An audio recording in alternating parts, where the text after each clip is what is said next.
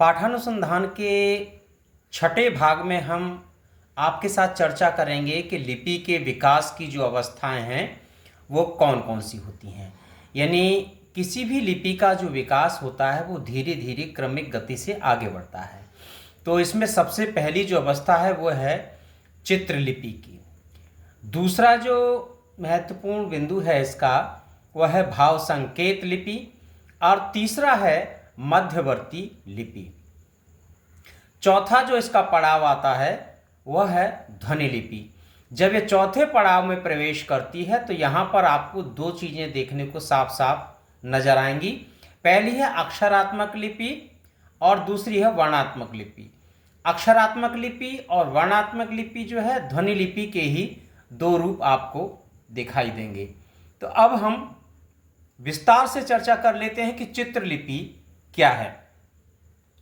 चित्रलिपि को आप ऐसे समझ सकते हैं जैसे प्राचीन शिला चित्रों द्वारा मनुष्य केवल स्थूल अभिव्यक्तियां कर सकता था, लेकिन उसी का विकसित रूप चित्रलिपि के रूप में आया, जिसमें चित्रों के माध्यम से मनुष्य अपने विचारों एवं भावों का अर्थबोध कराने में सफल हुआ। चीनी लिपि में भी चित्रलिपि के बहुत से चिन्ह उसके शब्द संकेतों के रूप में प्राप्त होते हैं।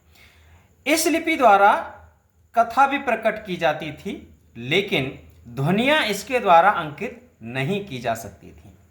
इसलिए आप देखेंगे कि चित्रलिपि को संकेत लिपि भी कहा गया है। आधुनिक काल के विज्ञापनों में बनने वाले जो चित्र हैं, प्राकृतिक मानचित्रों के जो चिन्ह हैं, लेखपाल के अभिलेखों के चिन्ह हैं तथा सड़क के चिन्ह आदि प्राचीन चित्रलिपि के समान ही होते हैं। तो आपने देखा कि चित्रलिपि किस तरह से लिखी जाती थी और इसमें क्या क्या परेशानियां और दिक्कतें आती थी, इसका हमने आपसे यहाँ पर संक्षेप में जिक्र किया, चर्चा की। दूसरा है भाव संकेत लिपि। इसमें क्या होता है कि चित्रों का प्रयोग भाव संकेतों के रूप में किया जाने लगा। यानी जो चित्र होते हैं उनका जो आप इस्तेमाल करते हैं वो भावों को अभिव्यक्त करने के लिए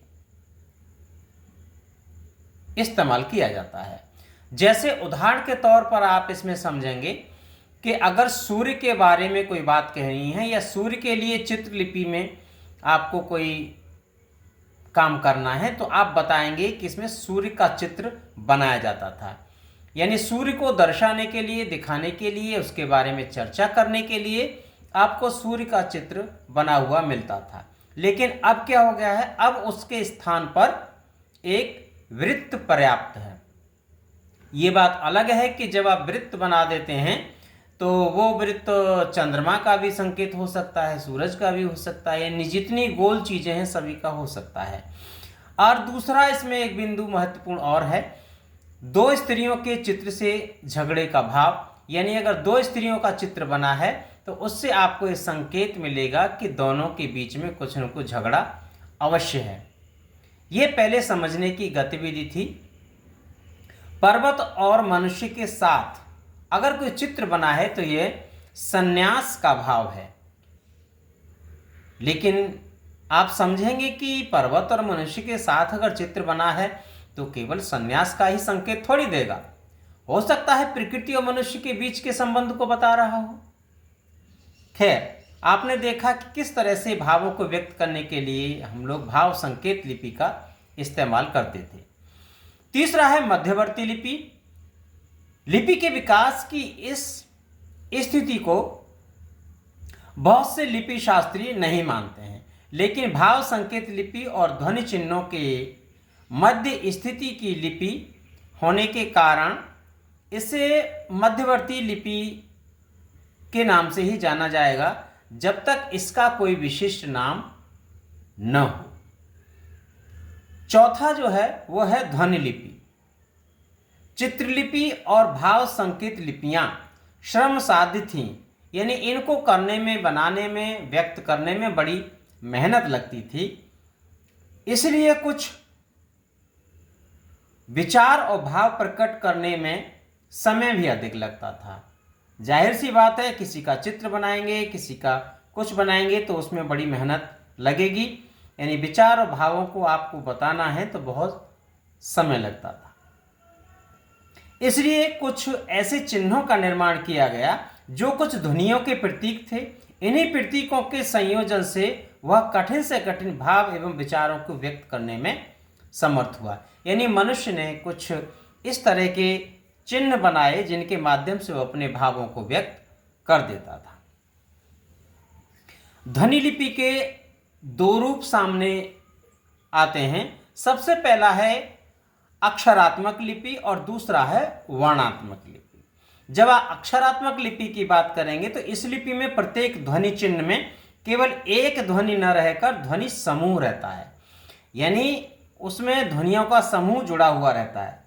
संभवतः ऐसा आप देखेंगे उसमें एक व्यंजन और एक स्वर को मिलाकर एक ध्वनि चिन्ह बनता है। यानी सामान्य रूप से आप देखेंगे, इसका कहने का भाव है कि एक व्यंजन रहेगा और एक स्वर को मिलाकर के एक ध्वनि चिन्ह बनता है, जिसे आप अक्षर कहते हैं। ठीक, देवनागरी लिपि इसी प्रकार की लिपि है। जैसे आप क लिखते हैं तो जो क है उसमें क के साथ साथ अ की भी ध्वनि रहती है।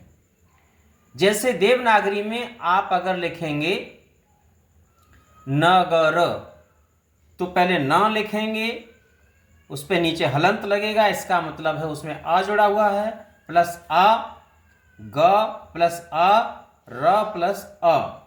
इसी तरह से आप पाएंगे कि अरबी, फारसी, बंगला, गुजराती, तमिल आदि लिपियां अक्षरात्मक ही होती हैं। इसका दूसरा जो पड़ाव है वह है वर्णात्मक लिपि। कुछ विद्वानों का मानना है कि वर्णात्मक लिपि अक्षरात्मक लिपि का ही विकसित रूप है, लेकिन इसमें प्रत्येक ध्वनि के लिए अलग अलग ध्वनि चिन्ह होते हैं। रोमन लिपि वर्णात्मक लिपि है। इस प्रकार की लिपि में थोड़े से चिन्हों के सहारे भाषा का ज्ञान हो जाता है। इस प्रकार की लिपि में अक्षरात्मक लिपि की अपेक्षा ध्वनियों के विश्लेषण में सुविधा रहती है। अब देखिए इस लिपि में होता क्या है, जैसे राकेश आपने हिंदी में लिखा, इसको जब अंग्रेजी में लिखेंगे तो RAKESH लिखने में प्रत्येक ध्वनि को आप अलग अलग करके देखेंगे तो पाएंगे R plus A plus K plus E plus S plus H अलग अलग स्पष्ट दिखाई पड़ते हैं। ध्वनि लिपि के माध्यम से अनेक भाषाएं सीखी जा सकती हैं। यानी यह जो लिपियां हैं ये दोनों ही महत्वपूर्ण हैं, चाहे अक्षरात्मक लिपि हो या वर्णात्मक लिपि हो।